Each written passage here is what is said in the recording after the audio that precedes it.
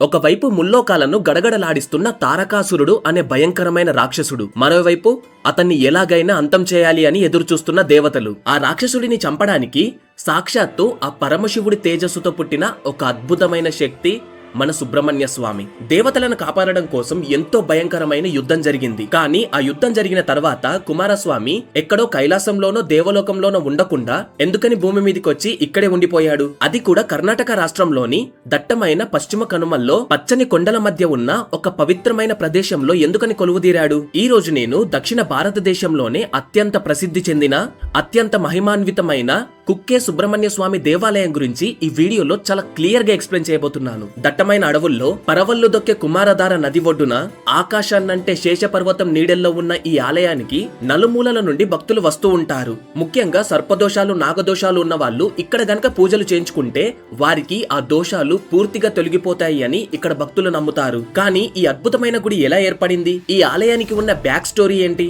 అసలు సుబ్రహ్మణ్య స్వామి జననం వెనకాల ఉన్న రహస్యం ఏంటి? పుట్టిన కొద్ది రోజులకే ఒక చిన్న బాలుడు ఏకంగా దేవతల సైన్యానికే సైన్యాధిపతిగా ఎలా మారాడు? ఎవరు ఎంత ప్రయత్నించినా సాధ్యం కాలేదు. కానీ సుబ్రహ్మణ్య స్వామి మాత్రమే తారకాసురుణ్ణి ఎలా చంపగలిగాడు? అంతటి భయంకరమైన రాక్షసుని చంపిన తర్వాత నెత్తుటి మరకలతో ఉన్న స్వామివారు ఈ కుక్కే సుబ్రహ్మణ్య క్షేత్రానికి ఎందుకు వచ్చారు? ఈయన వాసుకి లాంటి సర్పాలకు ఒక రక్షకుడిగా ఎలా మారారు? ఈ దేవాలయం గురించి ఇలాంటి ఎన్నో విషయాలన్నీ కూడా ఈ వీడియోలో క్లియర్ గా ఎక్స్ప్లెయిన్ చేస్తాను. లిటరలీ ఈ వీడియో గురించి రీసెర్చ్ చేస్తున్నప్పుడు నాకు కొన్ని విషయాల్లో గూస్ బంప్స్ తెప్పించాయి. కాబట్టి ఈ వీడియో చాలా ఇంట్రెస్టింగ్ గా ఉంటుంది అండ్ కొంచెం లెంతీగా కూడా ఉంటుంది. సో ఈ వీడియోని ఎక్కడా స్కిప్ చేయకుండా కంప్లీట్ గా చూడండి. So guys, let's get into the video. Ramayanam, Mahabharatam, Skanda పురాణం అనే గ్రంథాల ఆధారంగా ఈ స్టోరీని నేను మీకు ఎక్స్ప్లెయిన్ చేస్తున్నాను. అండ్ దీన్ని అర్థం చేసుకోవడానికి చాగంటి కోటేశ్వరరావు గారి వీడియోస్ అండ్ అలాగే నందూరి శ్రీనివాసరావు గారి వీడియోస్ కూడా చూసాము. సో ఈ స్టోరీ సత్యయుగంలో జరిగింది. ఒకరోజు దక్ష ప్రజాపతి శివుడి మీద ఉన్న కోపంతో కేవలం శివుడిని మాత్రమే పిలవకుండా మిగతా అందరూ దేవాది దేవతలను పిలిచి ఒక యజ్ఞం స్టార్ట్ చేశారు. ఆ యజ్ఞానికి పరమశివుడు, సతీదేవి తప్ప మిగిలిన దేవాది దేవతలు అందరూ వెళ్లారు. అయితే తన తండ్రికి శివుని గొప్పతనాన్ని తెలియజేయాలి అనే ఉద్దేశంతో దక్ష ప్రజాపతి యొక్క కూతురు సతీదేవి, ఆమెనే దాక్షాయిని అని కూడా పిలుస్తారు, ఈమె తన తండ్రికి ఇష్టం లేకుండా శివుణ్ణి పెళ్లి చేసుకుంది. అయితే ఆహ్వానం లేకపోయినా సరే సతీదేవి కూడా ఆ యజ్ఞానికి వెళ్ళింది. అక్కడ దక్షునికి సతీదేవి శివుని గురించి చెప్తా ఉంటే దక్షుడు ఆ మాటలేవి పట్టించుకోలేదు. పైగా పరమశివుణ్ణి అవమానించేలా ఇష్టం వచ్చినట్టుగా మాట్లాడారు. తన భర్త గురించి అలా అవమానకరంగా ఉన్న మాటలు విన్న తర్వాత సతీదేవి ఆ మాటలు ఓర్చుకోలేక అక్కడ పక్కన మండుతున్న యజ్ఞగుండంలోకి దూకి ఆత్మహత్య చేసుకుంది. ఇలా భర్త కోసం మంటల్లో దూకి ప్రాణత్యాగం చేసుకుంది కాబట్టే ఆమెకి సతీదేవి అనే పేరు వచ్చింది. అయితే కొద్దిసేపటికే ఈ విషయం కైలాసంలో ధ్యానం చేస్తున్న ఆ పరమశివునికి తెలిసింది. దీంతో వెంటనే శివుడు ధ్యానం నుండి బయటకు వచ్చి తన భార్య ఇక ప్రాణాలతో లేదు అనే విషయం తెలుసుకున్న తర్వాత ఆయనకు విపరీతమైన కోపం వచ్చింది. ఒకవైపు భార్య లేదు అన్న బాధ, ఇంకొక వైపు దక్షుని మీద కోపం. దీంతో వెంటనే ఆయన జటాజూటం నుండి ఒక జటను తీసి గట్టిగా నేల మీద కొట్టారు. దీంతో వెంటనే అది తగిలిన చోట నుండి నల్లని ఒక భారీ ఆకారంలో రుద్రుడు ఆవిర్భవించాడు. ఆయనే ఆ పరమశివునికి మరొక అవతారం. అతను చూడడానికి ఉగ్ర రూపంలో చాలా భయంకరంగా ఉంటారు. అతను వెంటనే దక్షుడు యజ్ఞం చేస్తున్న యజ్ఞశాలకు వెళ్లి అక్కడ జరుగుతున్న యజ్ఞాన్ని పూర్తిగా నాశనం చేశారు. మంటల్లో కాలిపైన సతీదేవి శరీరాన్ని పట్టుకొని ఉగ్రతాండవం చేయడం మొదలు పెట్టారు. ఈ తాండవానికి ముల్లోకాలు ఊగిపోయి బ్యాలెన్స్ తప్పిపోయాయి. ఒకవేళ ఆ తాండవం గనక కంటిన్యూ అవుతే ముల్లోకాలు నాశనం అవుతాయి. ఇక చేసేదేమీ లేక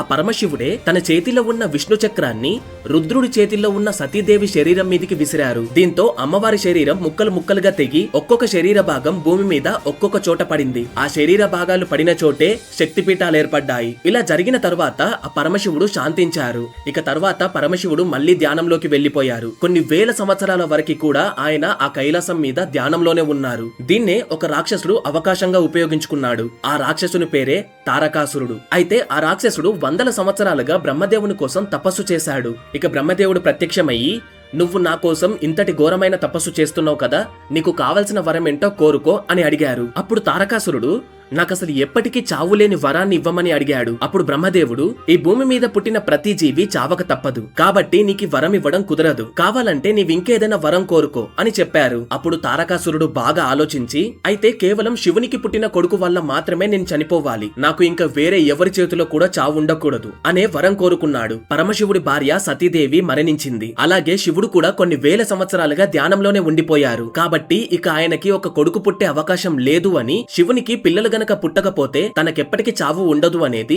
తారకాసురుని ప్లాన్. అయితే బ్రహ్మదేవుడు తదాస్తు అని చెప్పి తారకాసురుడు ఏదైతే అడిగాడో దానికి ఓకే చెప్పి వెళ్లిపోయారు. దీంతో అతనికి చావు లేదు అనే ఒక్క ధైర్యంతో తారకాసురుడు రెచ్చిపోయాడు. ముల్లోకాలలో ఉన్న ప్రజలతో పాటు దేవాది దేవతలను కూడా ఇబ్బందులు పెట్టడం మొదలుపెట్టాడు. ఇక ఆ రాక్షసుని బాధలు తట్టుకోలేక దేవాది దేవతలంతా కూడా బ్రహ్మదేవుని దగ్గరికి వెళ్లారు. తారకాసురుడు పెట్టే టార్చర్ గురించి ఆయనకు చెప్పారు. అప్పుడు బ్రహ్మదేవుడు, మీరు భయపడకండి, తారకాసురుడు అతనికి చావు లేదు అనే ధైర్యంతో ఇలా చేస్తున్నాడు. కానీ ఆ రాక్షసునికి కూడా చావు ఉంది. పరమశివునికి పుట్టే పిల్లవాడు తారకాసురుణ్ణి చంపగలడు. కాబట్టి పరమశివుని దగ్గర ఇప్పుడు సతీదేవి లేదు కాబట్టి ఆయనకు మళ్లీ పెళ్లి చేయాలి.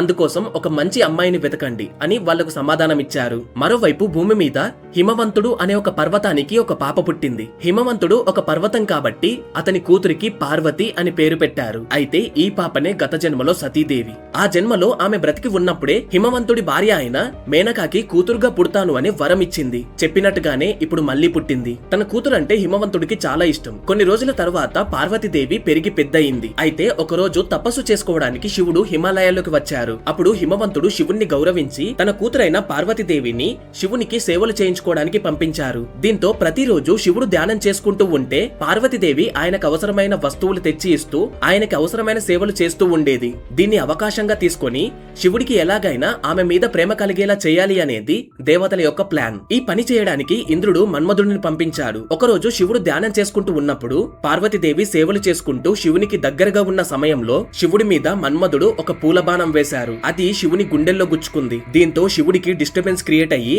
ఆయన తపస్సు నుండి బయటికి వచ్చి నా తపస్సుకి ఎవరు భంగం కలిగించారు అంటూ వెంటనే తన తపస్సును చెడగొట్టింది ఎవరు అని శివుడి కళ్ళు తెరిచి చూశాడు. అప్పుడు ఆయనకి దూరంగా ఒక చెట్టు చాటున విల్లు పట్టుకొని మన్మధుడు కనిపించారు. దీంతో వెంటనే శివుడు మూడవ కన్ను తెరవడంతో మన్మధుడు అక్కడికక్కడే కాలి బూడిదైపోయారు. అయితే మన్మధుడు భార్య అయిన రతిదేవికి ఈ విషయం తెలిసింది. భర్త లేడు అన్న బాధతో రతిదేవి అక్కడే కూలబడిపోయి ఏడ్చింది. అది చూసి శివుడు మన్మధుడు ఎవరికి కనిపించకపోయినా సరే నాకు మాత్రం కనిపిస్తూనే ఉంటాడు. అతను మళ్లీ 1000 సంవత్సరాల తర్వాత ఖచ్చితంగా పుడతాడు అని రతిదేవికి మాట ఇస్తాడు. అప్పుడు రతిదేవి మన్మధుడు అలా ఎందుకు చేశాడు అనేది శివునికి ఎక్స్ప్లెయిన్ చేస్తుంది. మరోవైపు ఈ విషయం తెలిసిన హిమవంతుడు దీనివల్ల ఇంకా పెళ్లి కాని తన కూతురికి చెడ్డ పేరు వచ్చే అవకాశం ఉంది అని భావించి పార్వతీదేవిని అక్కడి నుండి తీసుకెళ్లాడు. అయితే అప్పటికే మన్మధుడు వేసిన బాణం వల్ల శివునికి పార్వతీదేవికి మధ్య ప్రేమ పుట్టింది. దీంతో ఎలా అయినా పార్వతీదేవిని పెళ్లి చేసుకోవాలి అనే కారణంతో శివుడు ఒక కోయదొర వేషంలో హిమవంతుడి ఇంటికి వెళ్లాడు. పార్వతీదేవికి మంచి భవిష్యత్తు ఉందని, భవిష్యత్తులో ఈమె పరమశివుణ్ణి పెళ్లి చేసుకుంటుంది అని, వీళ్ళిద్దరికి అతి దారుణమైన తారకాసురుడు అనే రాక్షసుని చంపే ఒక కొడుకు పుడతాడు అని చెప్పారు. అలాగే శివుణ్ణి పెళ్లి చేసుకోవడానికి దగ్గరలో ఉన్న అడవికి వెళ్లి తపస్సు చేయమని చెప్పాడు. అది విన్న తర్వాత పార్వతీదేవి వెంటనే శివుని కోసం తపస్సు చేయడం మొదలుపెట్టింది. కొన్ని 1000 సంవత్సరాల తర్వాత ఘోరమైన తపస్సు చేసిన తరువాత ఆమె దగ్గరికి ఒక బ్రహ్మచారి వచ్చాడు. నీవు ఎవరి కోసం తపస్సు చేస్తున్నావు అని అతను అడగగా పార్వతీదేవి శివుని కోసం తపస్సు చేస్తున్నాను అని చెప్పింది. అప్పుడు ఆ బ్రహ్మచారి శివుని గురించి ఇష్టం వచ్చినట్టుగా మాట్లాడాడు. శ్మశానంలో తిరుగుతూ జంతువుల శరీరం కట్టుకొని వంటి మీద శవాల బూడిద రాసుకునే వ్యక్తిని ఎలా పెళ్లి చేసుకుంటావు అని అడిగారు. నేను ఎంత అందంగా ఉన్నానో చూడు. నా మాట విని శివుడి మీద ఆలోచన వదిలేసి వచ్చి నన్ను పెళ్లి చేసుకో. నేను శివుడి కంటే చాలా బాగా చూసుకుంటాను అని చెప్పాడు. ఆ మాట విన్న తర్వాత పార్వతీదేవికి బాగా కోపం వచ్చింది. దీంతో వెంటనే ఆమె శివుని గొప్పతనాన్ని అద్భుతంగా వివరించింది. నా శివుని ముందు నువ్వు దేనికి పనికిరావు అని చెప్పేసింది. అది విన్న బ్రహ్మచారి నవ్వుతూ తన నిజస్వరూపాన్ని ఆమెకు చూపించారు. ఆయన ఎవరో కాదు, ఆ పరమశివుడే. ఆ పరమశివుడే పార్వతీదేవికి తన మీద ఎంత ప్రేమ ఉందో తెలుసుకోవడానికి ఇలా ఒక ఎగ్జామ్ పెట్టారు. అండ్ ఆ తర్వాత చాలా గొప్పగా శివపార్వతుల పెళ్లి జరిగింది. గైస్, ఎలా జరిగింది అనేది మీకు గనక వీడియో కావాలి అనుకుంటే కింద కామెంట్ చేయండి. దీని గురించి కూడా చాలా మంచి వీడియో చేసి మీకు ఖచ్చితంగా ప్రెజెంట్ చేస్తాము. అండ్ శివపార్వతుల పెళ్లి చాలా ఇంట్రెస్టింగ్ గా ఉంటుంది. అయితే వీళ్ళిద్దరికి పెళ్లి జరిగిన తర్వాత దేవాది దేవతలందరికీ ఒక విచిత్రమైన ఆలోచన వచ్చింది. శివుడు పార్వతి ఇద్దరు కూడా ఈ విశ్వంలోనే అత్యంత శక్తివంతులు. అలాంటిది ఆ ఇద్దరికి కలిసి పుట్టే బిడ్డ ఆ ఇద్దరి శక్తి కలిగి ఉంటాడు. అప్పుడు అంతటి శక్తివంతమైన బిడ్డను చూసి ఎవరైనా తట్టుకోగలరా అని ఆ దేవాది దేవతలు అనుకున్నారు. అంటే అంత శక్తివంతమైన బిడ్డను తమ కళ్ళతో చూస్తేనే ఆ శక్తి తట్టుకోలేక తమలో చాలా మంది చనిపోతారు అనేది వాళ్ళ ఆలోచన.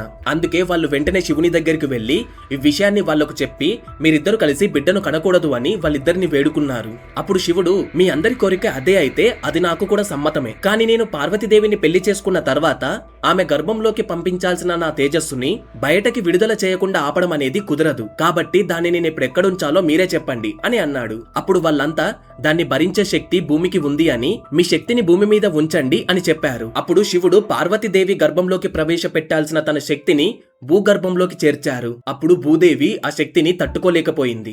ఆ శక్తికి భూమంతా వేడెక్కిపోయింది. ఇలా ఆమె ఆ శక్తిని తట్టుకోలేకపోతే ఆ శక్తిని మళ్ళీ అగ్నిదేవుడు తీసుకున్నాడు. అయితే శివుడికి పుట్టాల్సిన బాబు గనక పుట్టకపోతే తారకాసురుని చంపడం అనేది చాలా కష్టం కాదు, అసలు కుదరదు. ఇక అగ్నిదేవుడు ఆ శక్తిని తీసుకుని గంగాదేవి దగ్గరికి వెళ్లారు. ఈ సృష్టిని కాపాడడానికి, తారకాసురుణ్ణి చంపడానికి ఈ శక్తి పుట్టడం అనేది ఖచ్చితం అని ఆ పరమశివుని శక్తిని నీ గర్భంలోకి తీసుకుని బిడ్డను కనమని గంగాదేవిని అడిగాడు. అప్పుడు ఆ శక్తిని గంగాదేవి తన గర్భంలోకి తీసుకుంది. కాని గంగాదేవి కూడా ఆ శక్తిని తట్టుకోలేకపోయింది. ఆ శక్తి వేడికి గంగా నదిలో ఉన్న నీళ్లు మొత్తం ఉడికిపోయాయి. ఇక తట్టుకోలేక ఆమె ఆ శక్తిని హిమాలయ పర్వతాల పాదాల దగ్గర సరవణ సరస్సు అనే ఒక చిన్న సరస్సు దగ్గర ఉన్న గడ్డిలో వదిలేసింది.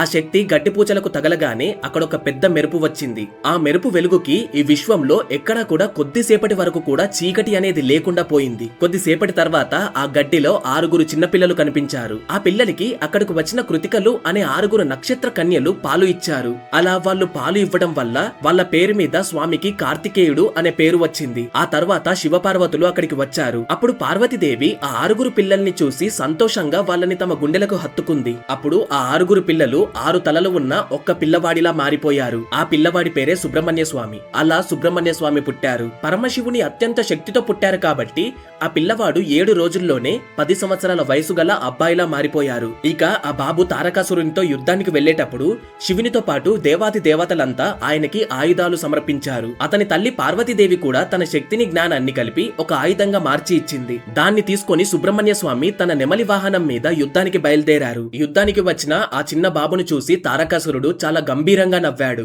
ఆ బాబు శివునికి పుట్టిన కొడుకు అయినప్పటికీ అంత చిన్న వయసులో ఉన్నాడు కాబట్టి తారకాసురుణ్ణి ఏమీ చేయలేడు అని అతను అనుకున్నాడు. కానీ ఆ రాక్షసుడు ఊహించిన దానికంటే ఆ బాబు చాలా శక్తివంతుడు. యుద్ధం మొదలైన కాసేపటికే ఈ విషయం తారకాసురునికి కూడా అర్థమైంది. యుద్ధం మొదలయ్యి చాలాసేపు అయింది. తారకాసురుడు ప్రయోగించిన అన్ని ఆయుధాలను, శక్తులను మన సుబ్రహ్మణ్య స్వామి ఎదుర్కొన్నారు. ఇక చివరిగా తన చేతిలో ఉన్న వీల యుద్ధాన్ని తారకాసురుడి మీదికి విసిరారు. ఆ ఆయుధం తారకాసురుడి గుండెల వైపు ప్రయాణిస్తుంది. అండ్ అలాగే ఆ ఆయుధం 1000 సూర్యుల వెలుగుతో మెరిసిపోతుంది. అది స్ట్రైట్ గా వెళ్లి తారకాసురుడి గుండెల్లో దిగింది. దీంతో వెంటనే తారకాసురుడు అక్కడికక్కడే చనిపోయాడు. అలా సుబ్రహ్మణ్య స్వామి తారకాసురుడిని చంపేశాడు. ఆ తర్వాత రక్తంతో తడిచిన తన ఆయుధాన్ని సుబ్రహ్మణ్య స్వామి దగ్గరలో ఉన్న ఒక నదిలో కడిగాడు. అప్పటి నుండే ఆ నదికి కుమారధార అనే పేరు వచ్చింది. ఆ తర్వాత ఆ నది పక్కనే ఉన్న ఒక గృహలో అక్కడ ఆయనకి వాసుకి అనే ఒక పాము కనిపించింది. వాసుకి అనేది కశ్యప ప్రజాపతికి పుట్టిన ఒక సంతానం. కశ్యప ప్రజాపతికి 13 మంది భార్యలున్నారు. అందులో వినిత, కద్రువ అనే 2 అక్క చెల్లెలున్నారు. వారిలో కద్రువాకి ఆమె కోరుకున్నట్టుగా 500 మంది శక్తివంతమైన పాములు బిడ్డలుగా పుట్టారు. సో ఈ వాసుకి అనే పాము నిజంగా భూమి మీద ఉందా అండ్ ఈ పాము యొక్క బ్యాక్ స్టోరీ పూర్తిగా తెలుసుకోవాలి అనుకుంటే ఇక్కడ పైన ఐకార్డ్స్ లో వీడియో లింక్ ఇస్తాను, కింద డిస్క్రిప్షన్ లో కూడా ఇస్తాను. అండ్ ఈ వీడియో అయిపోగానే ఆ వీడియో లింక్ కూడా వస్తుంది. ఖచ్చితంగా ఆ వీడియోని చూడండి, చాలా ఇంట్రెస్టింగ్ గా ఉంటుంది. అయితే వాళ్ళ సంతానంలో ఆదిశేషుడు, వాసుకి అనే పాములు కూడా ఉన్నాయి. వినతాకి మాత్రం విష్ణుమూర్తికి వాహనమైన గరుత్మంతుడు, సూర్యుడి రథాన్ని నడిపే అరుణుడు పిల్లలుగా పుట్టారు. అయితే కద్రువకు పుట్టిన 500 మంది పాముల కంటే గరుత్మంతుడు చాలా శక్తివంతుడు అవ్వడంతో కద్రువాకి వినత మీద అసూయ కలిగింది. దీంతో ఎలాగైనా సరే ఏదో ఒకటి చేసి ఆమెను తన బానిసగా మార్చుకోవాలి అని కద్రువ అనుకుంది. ఆమె అనుకున్నట్టుగానే ఒక పందెంలో మోసం చేసి వినతను ఓడించి 500 సంవత్సరాలు ఆమె అనుకున్నట్టుగానే ఒక పందెంలో మోసం చేసి వినతను ఓడించి 500 సంవత్సరాలుగా తన బానిసగా మార్చుకుంది. ఇలా బానిసత్వం చేస్తున్నప్పుడు కద్రువాతో పాటు ఆమె పిల్లలు అయిన పాములు కూడా వినతతో సేవలు చేయించుకున్నాయి. అయితే కద్రువాదేవి వినతను మోసం చేసి తనను బానిసగా మార్చుకున్నది అనే విషయం వినత యొక్క సంతానమైన గరుత్మంతునికి తెలిసింది. దీంతో తన తల్లికి జరిగిన అన్యాయాన్ని తట్టుకోలేక గరుత్మంతుడు తనకు కనిపించిన పాములన్నింటినీ చంపుకుంటూ వెళ్లాడు. అలా చివరిగా వాసుకితో గరుత్మంతుడు యుద్ధం చేయడం మొదలు పెట్టాడు. ఈ యుద్ధంలో వాసుకి బాగా దెబ్బలు తగిలాయి. ఇక గరుత్మంతుడు వాసుకిని చంపేస్తాడు అని అనుకున్న సమయంలో వాళ్ళ తండ్రి కశ్యపుడు అక్కడికి వచ్చి వాళ్ళ మధ్య జరుగుతున్న ఆ గొడవలను ఆపి గరుత్మంతుడికి నచ్చజెప్పి అక్కడి నుండి పంపించాడు. తర్వాత బాగా గాయపడిన వాసుకి తన గాయాలను నయం చేసుకోవడానికి శివుని కోసం తపస్సు చేయడం మొదలు పెట్టాడు. కొన్ని రోజుల తర్వాత శివుడు ప్రత్యక్షమయ్యి ఈ కుమారధారాలో గనక స్నానం చేస్తే తన గాయాలన్నీ తగ్గిపోతాయి అని చెప్పారు. అయితే గరుత్మంతుడు అక్కడికి కూడా వచ్చి తన మీద దాడి చేస్తే ఎలా అని వాసుకి శివుణ్ణి అడిగారు. అప్పుడు శివుడు మెల్లిగా నవ్వుతూ, నీవు అక్కడే ఉన్న గృహల్లో నా కొడుకైన కుమారస్వామి కోసం తపస్సు చేయి. అతను ఆ గృహ దగ్గరికి వచ్చినప్పుడు అతన్ని నీకు రక్షణగా అక్కడనే వెలవమని అడుగు. ఒకవేళ సుబ్రహ్మణ్యుడు గనక నీకు అండగా ఉంటే గరుత్మంతుడు కూడా నిన్ను ఏమీ చేయలేడు అని మాట ఇచ్చాడు. ఈ విషయమంతా వాసుకి సుబ్రహ్మణ్య స్వామికి చెప్పి అక్కడే తన మీద వెలిసి ఉండమని అడిగాడు. అప్పటి నుండి సుబ్రహ్మణ్య స్వామి వాసుకి అడిగినట్టుగా అక్కడే తన మీదే వెలిసి ఉన్నాడు. అందుకే మీరు గనక కుక్కే సుబ్రహ్మణ్య స్వామి దేవాలయంలో గనక చూస్తే కింద ఆదిశేషుడు, అతని మీద వాసుకి, అతని మీద నెమలి వాహనంపై సుబ్రహ్మణ్య స్వామి కనిపిస్తారు. సో ఈ వాసుకి గురించి, తన తల్లి వేసిన పందెం గురించి తెలుసుకోవాలి అని అనుకుంటే ఖచ్చితంగా నేను చెప్పిన వీడియో చూడండి. ఇక ఈ దేవాలయంలో గర్భగుడికి ఎదురుగా ఒక వెండి గర్భస్తంభం ఉంటుంది. దీన్ని దాటి ఎవరు ముందుకు వెళ్ళకూడదు. ఎందుకంటే లోపల ఉన్న వాసుకి ఇప్పటికీ గాలి పీల్చుకుంటుంది అని, అది శ్వాస వదిలినప్పుడు విషయం కలిసిన గాలి వస్తుంది అని, దాని మనుషులు తట్టుకోలేరు అని చెప్తారు. ఇక్కడ ఉన్న గరుడ స్తంభం ఆ విషయాన్ని న్యూట్రలైజ్ చేస్తుంది అని భావిస్తారు. పురాతన కాలంలో ఇలాంటి గుహాలయాల్ని కుక్షి అనే పేరుతో పిలిచేవారు అని, కాలం గడుస్తున్న కొద్దీ అది కుక్కేగా మారింది అని చెప్తున్నారు. ఇదండి మన పురాణాల్లో కుక్కే సుబ్రహ్మణ్య స్వామి గురించి ఉన్న ఒక అద్భుతమైన స్టోరీ. దీని మీద మీ ఒపీనియన్ ఏంటి? అండ్ ఇప్పటి నుండి మన ఛానల్లో గరుడ పురాణం సిరీస్ స్టార్ట్ చేయబోతున్నాము. ఇప్పటి వరకు ఎవరు కూడా గరుడ పురాణాన్ని స్టార్ట్ చేయలేదు. మనమే కొత్తగా ట్రై చేస్తున్నాము.